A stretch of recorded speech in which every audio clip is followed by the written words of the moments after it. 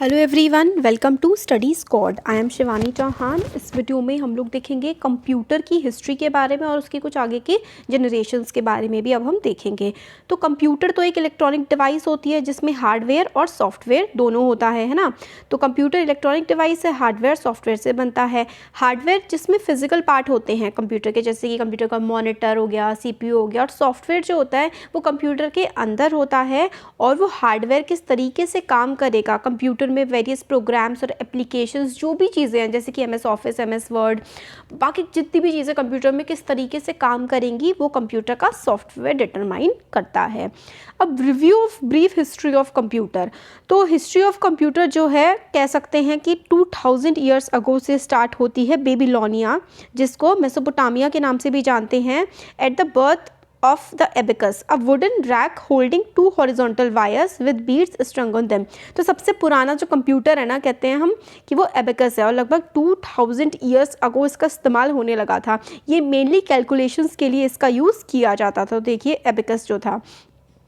फिर उसके बाद जो पास्कल है, Blaise Pascal has credit with the first digital computer in 1642। 1642 में पास्कल ने पहला डिजिटल कंप्यूटर बनाया। बेसिक प्रिंसिपल जो था, office calculator is still use today in water meters and modern day odometers. तो आज जो ओडोमीटर्स होते हैं जो स्पीड वगैरह नापने के काम आते हैं, और जो वाटर मीटर्स होते हैं उसमें आज भी जो पास्कल ने बताया था ना डिजिटल कंप्यूटर पहला, उसमें आज भी इन उसके जो कॉन्सेप्ट्स हैं यूज़ किया जाता है उनका। तो 1642 में पास्कल ने फर्स्ट डिजिटल कंप्यूटर बनाया, और जो पहला एबेकस जिसको फर्स्ट कंप्यूटर मानते हैं वो तो मोर देन मतलब 2000 ईयर्स अगो बनाया गया था। फिर थर्ड आता है जो और आगे कैसे डेवलपमेंट हुआ कंप्यूटर्स का, तो punched cards which were first successfully used in computers in 1890 by Herman Hollerith and James Powers। तो जेम्स पावर और हर्मन हॉलरिथ ने पंच्ड कार्ड्स का इस्तेमाल किया था कंप्यूटर्स में 1890 में। They developed devices that could read the information that had been punched into cards automatically without human help. तो मतलब इंफॉर्मेशन को मतलब पंच कार्ड जैसे पंच कर देते हैं, कार्ड को दबा देते हैं, इस तरीके से इंफॉर्मेशन को सेंड कर दिया जाता था उसमें। तो पंच्ड कार्ड वाले टाइप के कंप्यूटर्स जो हैं वो डेवलप किए गए थे 1890 में हर्मन हॉलरिथ और जेम्स पावर्स के द्वारा। तो ये मतलब पंचिंग होता है, नीचे करके दबा देते थे कार्ड्स को, इन्फॉर्मेशन सेट कर दी जाती थी। फिर आगे आता है fourth, punched card using computers created by international business machine IBM। तो आप लोगों से कई बार IBM की फुल फॉर्म भी एग्जाम्स में पूछी जाती है। तो इंटरनेशनल बिजनेस मशीन IBM की फुल फॉर्म है। इन्होंने क्या किया था कि punch card using computers created by IBM, Remington, Burroughs, these computers used mechanical devices in which electrical power provided mechanical motion. मतलब आपने इलेक्ट्रिसिटी प्रोवाइड करी और उसके व्हील्स घूम गए, like turning the wheels of an adding machine. मतलब जो adding machine थी इलेक्ट्रिसिटी प्रोवाइड करी और उसकी मशीन के व्हील पहिए घूम गए, लाइक टर्निंग द व्हील्स है ना, एडिशन करने के लिए एक तरह से, या फिर कोई भी और टास्क परफॉर्म करने के लिए। Sir systems included features. तो कौन कौन से फीचर्स थे इसमें? Feed in a specified number of cards automatically, add, multiply and sort. तो ऐड कर सकते थे, मल्टीप्लाई कर सकते थे, सॉर्ट मतलब कोई डाटा है उसको मतलब सेम डाटा एक साथ आ जाए एक जगह पर, सारे माइनस वाले आंसर्स एक जगह, प्लस वाले एक जगह, तो इसको सॉर्टिंग बोलते हैं। तो ये सॉर्टिंग कर सकता था। ये पंच कार्ड यूजिंग कंप्यूटर्स जो किया था IBM ने, तो इन्होंने ये किया था, है ना। धीरे धीरे डेवलपमेंट्स बढ़ रहे हैं। फिर आगे देखते हैं 1942 में जॉन P. एकार्ट ने और John W.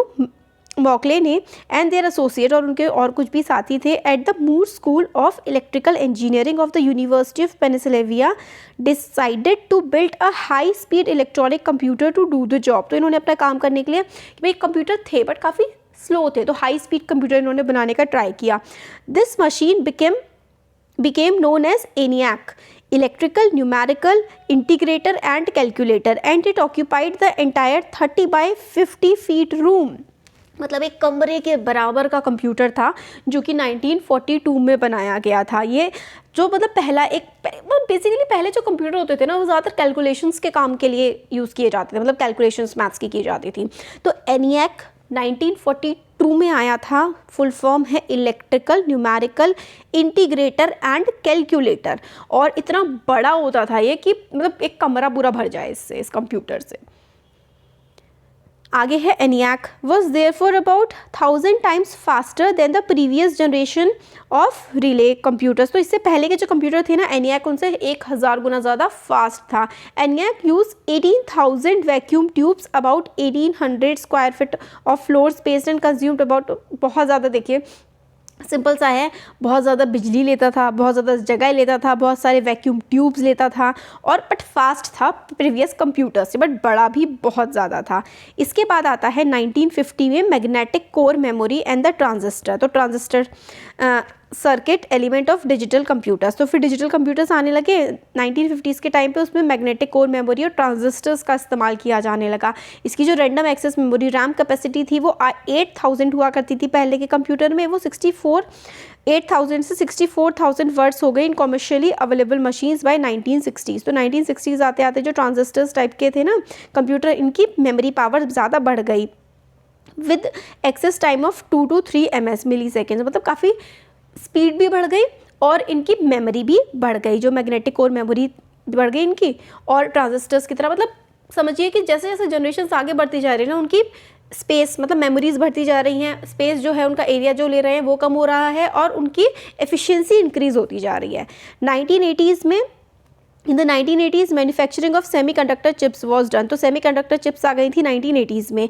The Intel and Motorola corporation were very competitive in 1980s। तो इंटेल की चिप्स आज भी आती हैं, और मोटोरोला है ना, इनकी ये काफ़ी ज़्यादा कॉम्पिटिशन में थे दोनों, और सेमीकंडक्टर चिप्स इन लोगों ने डेवलप की थी।